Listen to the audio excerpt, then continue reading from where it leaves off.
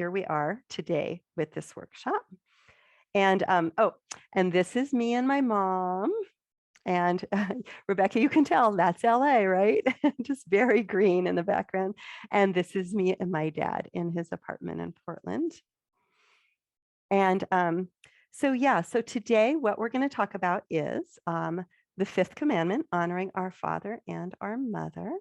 And we're going to talk about resources, and we're going to talk about the resource of executive coaching. And this being here, I don't even know how this got onto this slide. That is on a future slide, so it's just a sneak preview. But what I'm going to do now is, before we jump into all of this good stuff, I'm going to start with a little Devar Torah.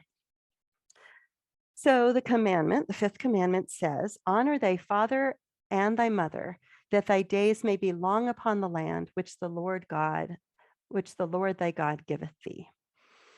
So one interpretation that I like is found in Gerontologist's medieval Torah commentary. He argues that our days being long upon the earth is not a reward, but rather a natural result of honoring our parents. That is, respect for our parents will ensure that succeeding generations, ours and those after us, will accept the teaching of their elders. And the pattern repeats itself generation after generation. And thus we will live a long life in the values that are perpetuated. So I really like that one. And another interesting interpretation, and one that's very relevant to our conversation today, says that honoring one's parents is directed to the concern for the physical needs. The Talmud teaches honoring one's parents is observed by helping them to eat and drink, clothing and covering them, and helping them to go in and out. Wow, that is just right there where it is. It's not all this fluffy stuff, right? It's really very functional support. In other words, Jewish law demands that the child act in a way that makes the parent feel that she or he is a significant and special person to the child. And it's a fact that many people are really good at honoring their older parents. A national study of more than 7,000 participants revealed that among parents aged 70 or older with physical limitations, 1/3 of them received regular assistance from their children. And to look at that same phenomenon, but from a different angle, among older adults who receive care, 30% of that care is given by family and friends, much of that in later life. And I can share, citations with you if you want. At the same time, we have to remember that honoring our parents doesn't mean trying to take over. And notice I said trying to take over. I didn't say taking over, because that isn't always possible, but even trying to take over. According to an excellent article by Claire Berman, What Aging Parents Want from Their Kids, there's a fine line between caring and controlling, or attempting to control. And older adults and their grown children often disagree on where that line is. Older adults want to be cared about, but in terms of being cared for, many of them actually fear that. For adult children of older parents, when their parents have a change of health status or a loss of independence, they often feel like they just got a new job, one they didn't remember necessarily consciously applying for. And they certainly never got orientation. They missed that orientation meeting. And so sometimes they're figuring their way out as they go.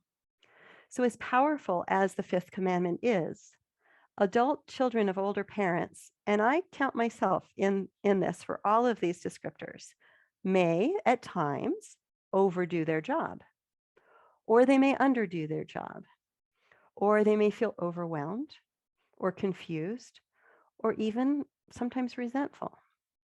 So that's my Devar to kick things off. And now we're going to talk about wonderful resources Let me do a quick time check. Yep, we are good. Go back to screen share. All right, so resources. So needs and resources. One way, there's lots of different ways of organizing needs and potential needs, but here's just one way: medical, financial, instrumental. This means getting the groceries, clearing the walk outside. That's instrumental stuff. Emotional, and I'll put in isolation busting in with emotional, since isolation is a very real threat to people who are older and also people who care for other people. And informational, just simply needing information. Before I talk about resources, does anybody want to add to this list?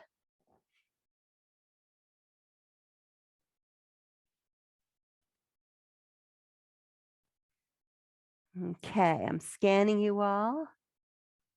And if anybody's on mute, just unmute yourself and add if you want to. Okay. Well, then let's talk about resources. So resources, friends who've been there, who've experienced what you yourself may be experiencing, family members, clergy and community within one's religion, Jewish Family Service, and other nonprofits. I have little asterisks by things I have comment on. It's so interesting when my other older second cousin in LA started to have a variety of issues. She died just a month ago. She had Huntington's chorea, which is quite a disease. And one of the ways it manifested for her is she became quite the hoarder. And Jewish Family Service in LA had like these hoarding experts. So that was quite a terrific resource for the family. Physicians, of course, are a great resource. You got your primary care, your geriatrician, your pharmacist, your specialist, your palliative care, hospice. And it's so funny, Sarah, I was like, I mentioned hospice. I shouldn't have just lumped it under physicians. There's the whole world of palliative care and the whole world of hospice. And I want to mention about both of those, and that's why I have asterisks there, is they are, and Sarah can talk about this with way more authority than I can, but the beauty of them is they're very much team approaches. So you've got your doctor, and you've got your nurse, and you've got your chaplain, you've got your social worker, and then you've got the functional help available at times, sort of that home care stuff. So that's an amazing resource. And I put an asterisk by geriatrician. By the way, raise your hand if you know the difference between a gerontologist and a geriatrician. Okay, the terms are often used interchangeably, and Shelley, it looks like you know. So yeah, a gerontologist is somebody who studies aging, the sociological aspect of aging in society. A geriatrician is a doctor. So if somebody says they're going to see their gerontologist, don't correct them. Don't be a know-it-all. But inside, you can know they're actually going to, if they're going to see their doctor, they're going to see their geriatrician. And I will say, geriatricians just know so much more about the interfunctionality of all of our bodily systems and all of the medications we take. And they're just so much more prepared than many, many internists who are just used to, 40-year-old bodies, 50-year-old bodies, 60-year-old bodies. They're just, I wish there were more of them. And I also want to point out that, oops, I was trying to look at my slide a bit in CAD. Let's see. You know how Zoom is. I'm wanting to see my own slide. There it is. Pharmacists. Sometimes you can get good information from pharmacists about how medicines interact in ways that your doctor might have forgotten to tell you. It is something that people have experienced. Case managers and social workers. Dr. Cog, and Dr. Cog is our area agency on aging. Every area in the United States and this goes back to good government in the 1960s, has an area agency on aging. And so what that means is if you've got a parent in another state, or you're in a state that's different from your child, the area agency on aging may be a great resource. This was a lifesaver for me and Doug when my father-in-law, who was still in Florida, took a turn, and we just had to move really, really fast. That was our first call. State health insurance programs, SHIP, they're the ones who help people with figuring out their benefits and for no cost. And then private pay support and consultants. And so I'll do this slide, and then I'll ask you if you want to chime in with more resources. The good news is there are so many different resources. Now, I put these all under private pay, but you can get a lot of these not private pay through nonprofits, or covered, sometimes depending on the situation, covered by Medicare or Medicaid. But there are in-home services, such as in-home like care versus in-home health versus simply in-home helping around the house. And there's language for all this. There's geriatric care managers who can kind of see the big picture and help give advice and even manage the care if a person's out of state. There's healthcare advocates. This is kind of a new thing, but it's hard to navigate healthcare. Now, this is kind of the Wild West here. And so some people come to this from all different kinds of background, but just navigating that medical system. And then, of course, there's the area of law, your attorneys. And I'll put in a big plug for family mediation. If it's a large, complex family, especially when there's a lot of assets and a lot of arguing about the assets, family mediation is invaluable. I just did a wonderful training with a fabulous family mediation outfit, and they're out of the Boston area, but that doesn't matter anymore in this age of Zoom. There's senior move managers, and that's an interesting field. Some people are private pay, and some people, they won't charge you because they've got contracts with a lot of different places. And so there's pros and cons to both. There's home modification and repair people. And again, there's nonprofits that can help with this. Professional organizers, people who help with downsizing and that kind of thing. And then, of course, pre-planners like funeral arrangements and that kind of thing. And then there's executive coaches, which we'll be talking about today. So before I go into, let me just take a quick look. Yeah. Before I go into my next slides, let me stop sharing so we can just look at each other. And this is a great time for you to share resources with each other, because sometimes that's the best way to hear about resources. So go ahead and type into chat if you know of a particular resource that was especially helpful to you personally, or to somebody that you know. Yeah, Susan. Actually, I don't know of one. I wanted to point out there seems to be a hole for training in how to talk to someone with dementia. We have a distant family member who at 72 has quite severe dementia, and her daughters are just struggling with how to approach her. Well, she's still cognizant of a great deal, but forgetful to the point where it's dangerous to the family and to her. And I expect that'll be a specialist that'll be evolving a little bit, probably in the nursing area. There's some online information, but that's it. Yeah, I'm so glad you brought that up. And anybody, by the way, who wants some referrals on that, there are 2 women that I know in Denver who do that work. And even though I've not personally done work with them, I've talked to them enough that I feel that they're solid. And then, of course, online, there's her name is Teepa Snow. Is it 2 E's? Christy, you're nodding. I think it's Teepa, and Snow, like the stuff that might still be falling outside right now here in Denver. And her videos are amazing. So thank you for bringing that up. And then other people wrote Facebook groups. Yeah, Ronit, are there any particular Facebook book groups that you have found particularly helpful? I know of two, I and wouldn't I'll, say myself, but a friend of mine, I think her husband and mother, one had dementia, one had Alzheimer's, and she found a couple of really supportive Facebook groups who also were there in the beginning stages and throughout and have been really supportive. So she talks about them all the time. wonderful. Yes. I'm trying to remember the exact name. Is it Caregivers of Southwest Denver?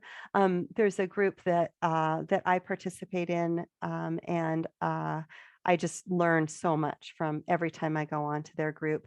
And one of my favorite Facebook groups, it's actually called Slow Medicine.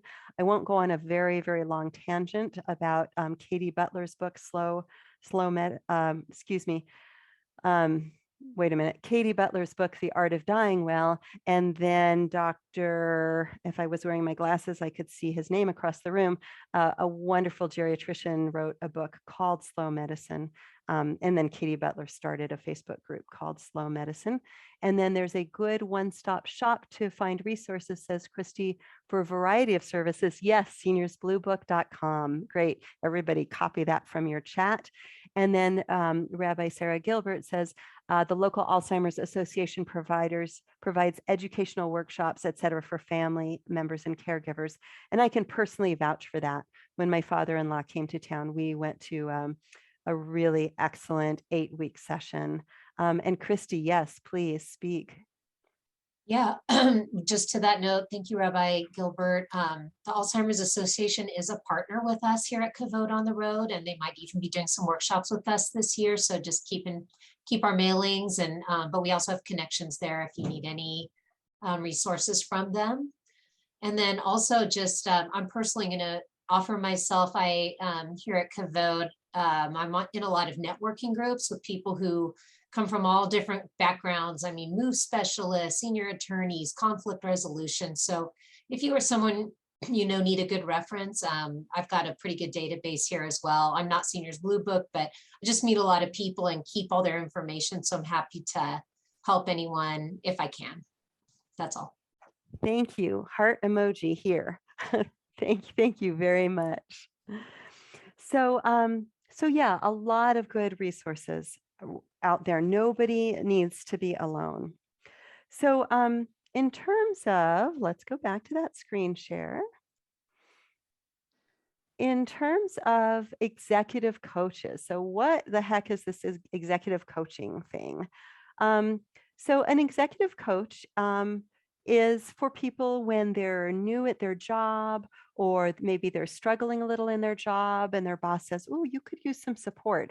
I won't just send you to a training and hope for the best. I'm actually going to pair you up with a coach, and you and that coach will meet maybe 6 times over the course of the next 6 to 12 months.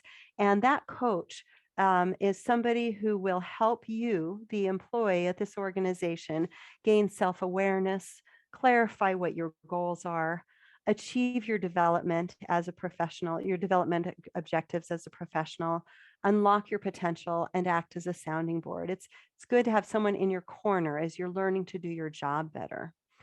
And so what I do is I actually do that, but I also do executive coaching for adult children of older parents. And so it's really the same stuff, but in the arena of an adult child, having that job of being responsible to, but not overtaking or trying to overtake the life of their parents. So I help them, make a plan or for their parent, or be flexible around their parents' needs, be helpful, honor their parent and set boundaries, and remember love. Always remember love. And so I could give you a few stories about, some of my clients, but what I really want to do is use our time to, I think, jump right into a demo. But first, what an executive coach is not. So in my work, I am not a therapist. Yes, we talk about feelings for sure, but if my client needs to talk about, mom never liked me, and that's maybe showing up now. And she always liked my brother, and he never does anything for her. And I'm the one who does everything, but she's always liked him. We'll talk about that, and we'll make a strategy and for her to set boundaries and protect herself. But we're not going to talk about when she was 2. I'm also certainly not a doctor or a lawyer or an expert on anything, but I can make referrals, and I'm developing a larger and larger referral network even beyond Denver, because sometimes I talk to people who have people who are out of town. But enough about that. Now let's actually do some coaching, and we'll take probably just 10 or I would say probably 7 to 15 minutes. Now, what I need is I need a volunteer who maybe has some kind of issue that they're just trying to figure out with an older parent, or maybe they are a parent of an adult. And you and I will engage in a little coaching conversation so you can see what everybody can benefit and see what those are like. I have a situation with my father. All right, Ronit, I would love to speak with you about your situation with your father. Thank you for being on camera. Tell me a little bit about your situation with, did you say your father? Yes. Okay, talk to me about it. So my father has 3 different types of cancer. He, in 2000, I think it was 18 or 19, was in the hospital for 20 days. And my sister, so the situation is my mom moved with me to Colorado, and my dad stayed in Tucson and my sister and I had an agreement that she would kind of take care of him. And in 2019, he was in the hospital, and I went to go visit. And in 2020, just as COVID was starting, I ended up having to go out there 4 or 5 times, putting both of us at risk. And my sister has gotten to the point where she's kind of wishy-washy, and she's like, I'm going to handle it. I'm not. He's moving out. He's not. We finally got him out of his home, my childhood home, because he had field mice and he's a hoarder, and there was a whole bunch of stuff. So he's in a place that is his own, that he's renting, but he's not doing well. When there was a couple times I went to go visit, and I was pretty sure that would be the last time. So I'm just really struggling with, what part do I play?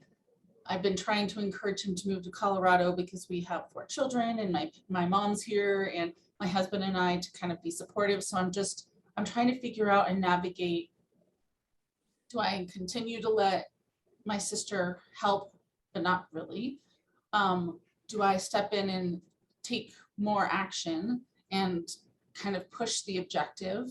He is really stubborn, and his father died at 102, and he was living with my aunt. And so I think he has that mentality where he's going to be in that space, but most of the time he can't take care of himself and can't do a lot. And so he still drives, which is a problem. So I'm just trying to navigate being in Colorado and him in Arizona. I kind of want to take over and control the situation. And the other part of me is like, we all have an agreement that, and it's still to this moment, my sister and he are vaguely in alignment. So I'm struggling to see what's going on, because every time I'm not there and I come back, I either put him in the emergency room, or we have a lot of health issues that are not being handled. Right. Gotcha. Well, first of all, let me say you are dealing with a lot. So I just really want to acknowledge that. Thank you. And it sounds like one of the issues is lack of information. So it's hard to make a decision when you have lack of information. Does that resonate with you? To a certain extent. He does call me when he has doctor's appointments, but it's hard for me to connect the dots when I'm not really involved in the decisions. And it's all like kind of peripheral. So I would say yes, if I wanted the information, but I'm not sure even what to do with all the doctor's information and how to put all of that together. Right, right. So it's okay. So it's more like you're sorting out what is my job and what isn't it on this particular time, Yes. which is different than last year, for example. Yeah. Talk to me about what informs your sense of what your job is. Can you expand I'll on say that? it a different, yeah, I'll say it a different way. When you think to yourself, what's my job? What, when you're trying to think of the answer, where is the answer coming from? Is it coming from your heart? Is it coming from your fear? Is it coming from your sense of obligation? Talk to me about that.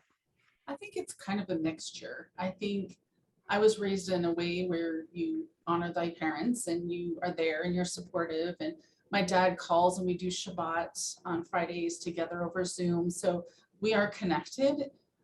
And definitely from my heart, for the most part, I try to like keep my distance and allow the two of them to make his decisions. But when I go to visit and my dad drives off the road as he picks me up from the airport and I have to check him into the hospital or all of these things, I know like, because I have 4 children, I need to like let go and let them make their own decisions. But I'm just at some point letting him make his own decisions is actually impacting his health, and it's impacting my life because I have to go out there to go take care of things. That's right. That's right. And I'm also the eldest, and my youngest sister never really wanted children or to take care of anybody. So I think this is a role she's not comfortable in, but it's hard for me to do anything more from where I'm at. Right, right. That makes total sense. So in that sort of, on one hand, I can be in that letting go space, and then things will play out that will probably involve a crisis. And then I will probably have something to do during that crisis, as opposed to saying, oh, look, I let go and there's a crisis. I see that, right? Which is an option, but it does not sound like that's an option that feels comfortable to you. Well, right. Okay. I got you on that. I can't just like when I talk to my dad and I can tell he's in pain or I'm telling he's suffering. I can't just be okay with that. Yep. Okay. All right. So there's that letting go, but recognizing that too much, a certain amount of that leads to a crisis will happen. It's inevitable. Exactly. Right. To then there's a limit to what you can do if he's there and you're here. Right. So you have some choices, and something is to kind of pursue the push towards getting him here, and the other is to see, is there more that's possible from here while he's there in terms of changing how you work with your sister and roles and responsibilities. That's kind of how somebody might not be on mute, so everybody else check to make sure you're mute. If I were to present those two to you on a platter and say, which feels like something you'd want to explore with me right now in coaching and in the imaginary, hour that we'd have together right now, would you like to explore the idea of how can I push harder to get him here? Or would you like to explore the idea of how can I think about renegotiating with my sister in roles so that I may have a little more influence even from a distance? Which one feels more doable? My preference and what's doable are two different things. I think my preference would be him here because then it's easier for me to go to the doctor's appointments, understand what's going on, be more involved. He's not necessarily open to that. And every time I talk to my sister, she's kind of flip-floppy. It's like sometimes she wants him to come to Colorado and she's going to help me. And then other times, oh, he's going to move onto our property, but we need to build space for him. And she's kind of ADHD and she's all over the place. So I don't mind engaging with her, and that I'm open to either. I just don't know if we've been trying for 10 years to get him to come, and I'm not sure no matter how much I want that, that will happen unless I become a little more aggressive.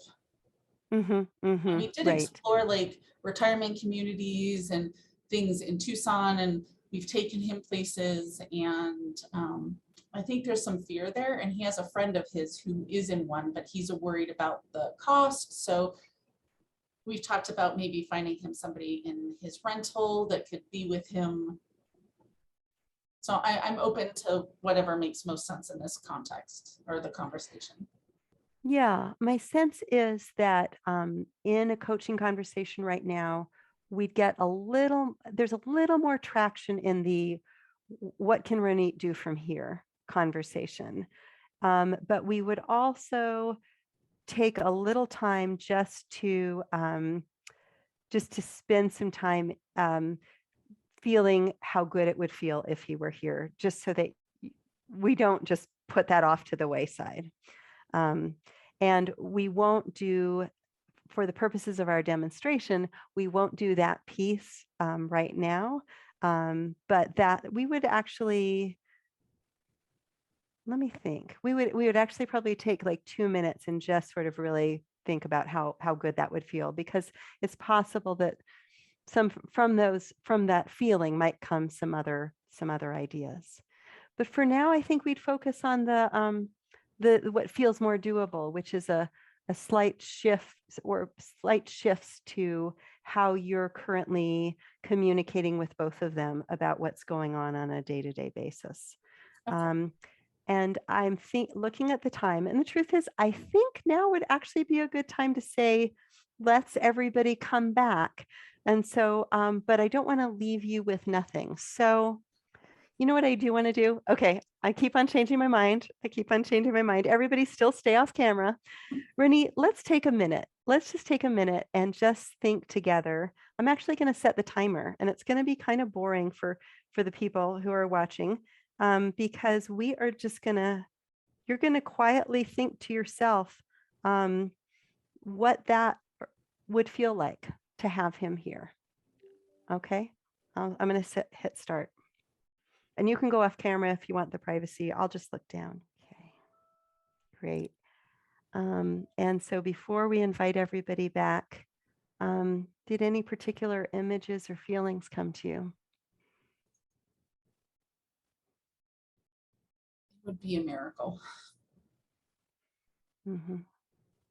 Yeah. I would give a lot to have my dad here with us. Mm-hmm.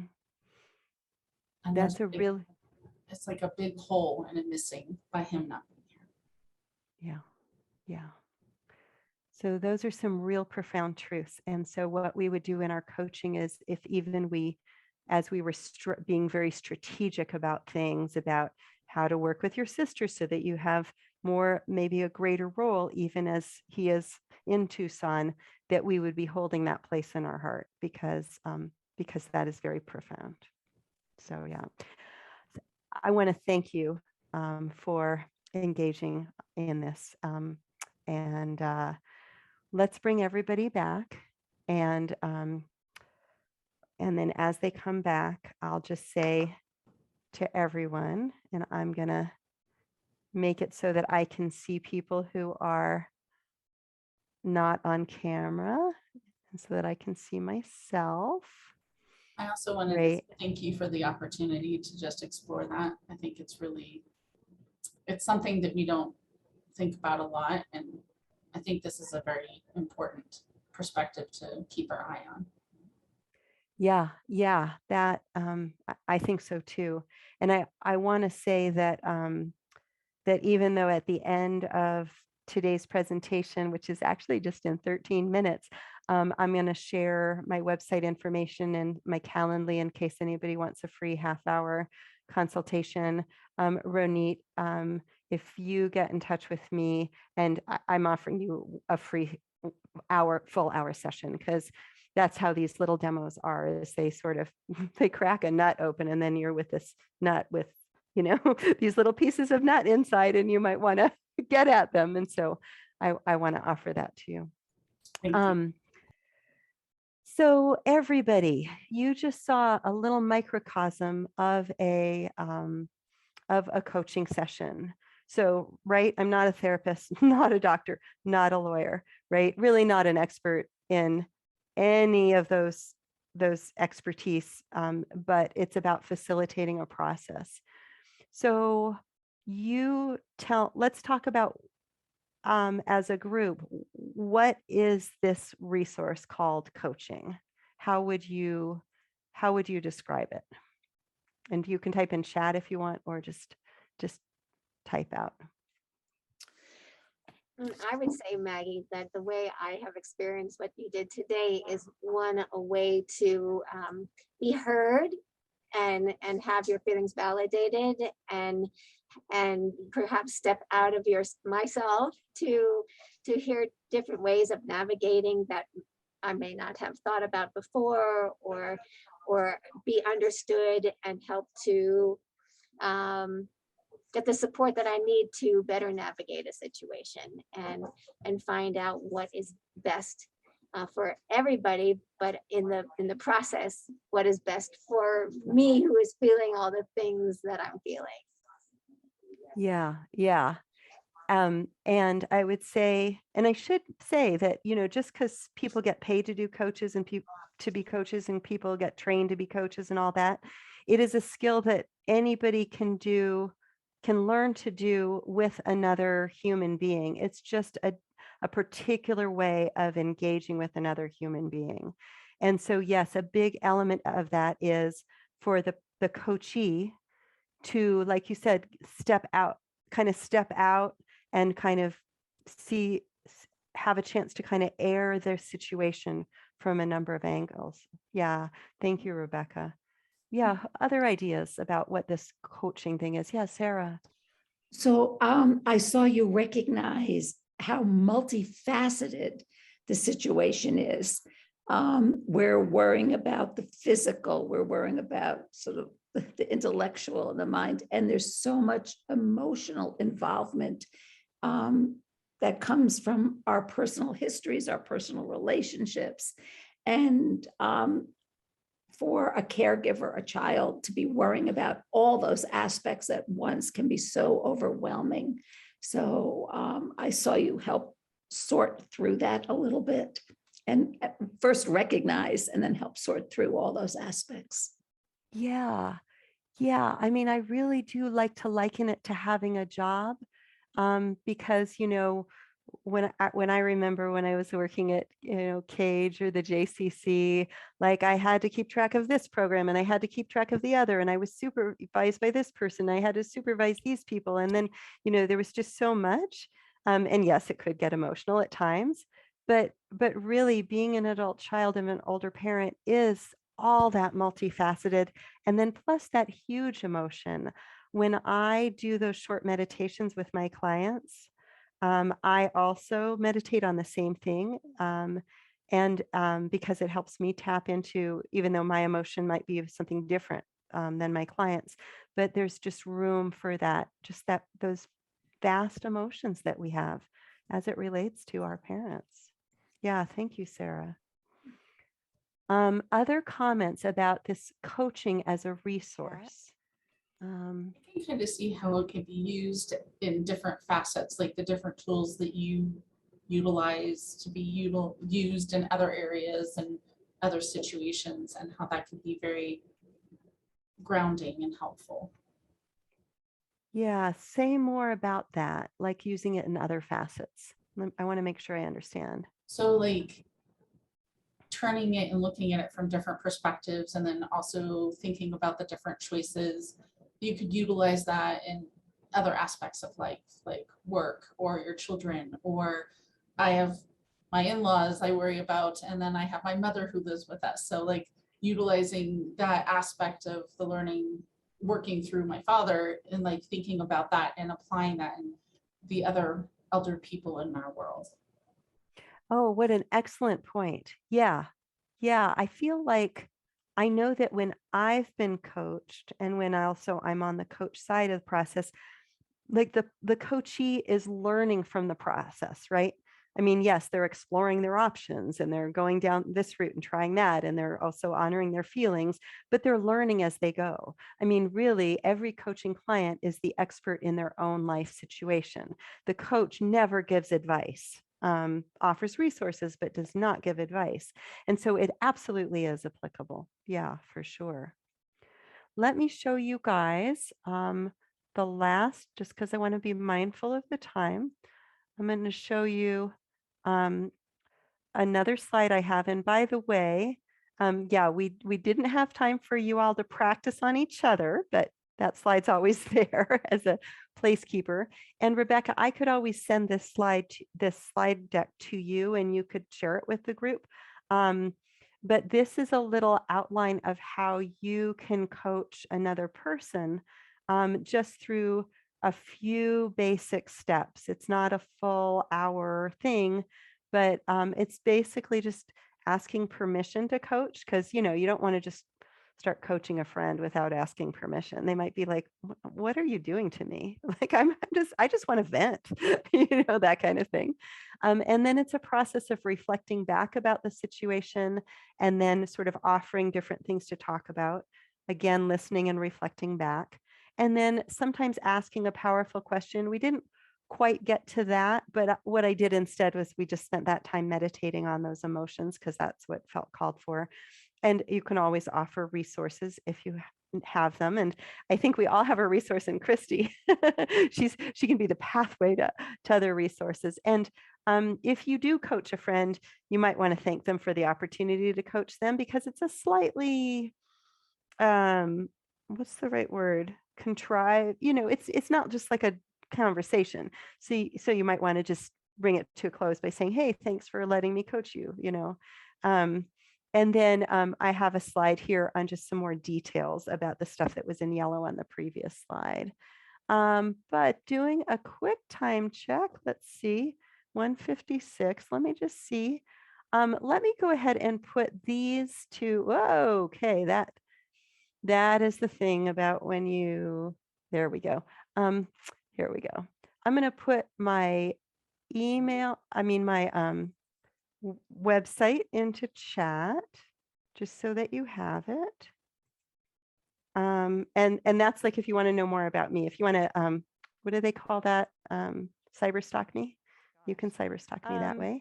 And then this is any final questions, or Rebecca, did any questions come into chat? Let's take a look.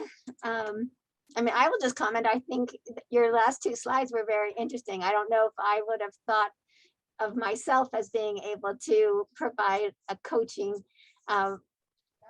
opportunity for a friend rather than just being an ear. So that was really kind of helpful to give us some ownership of that piece as well. Yeah, absolutely.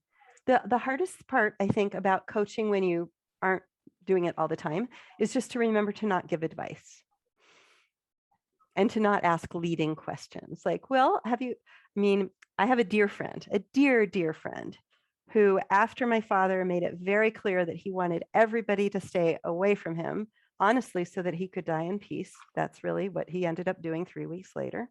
And this was in the height of COVID and nobody was vaxxed yet. And he was in Portland and he had made it, did I mention he had made it very clear that he wanted nothing to do with anybody? My friend said, oh, he says that, but you really should go out and visit him. Like, that's what she thought I should do.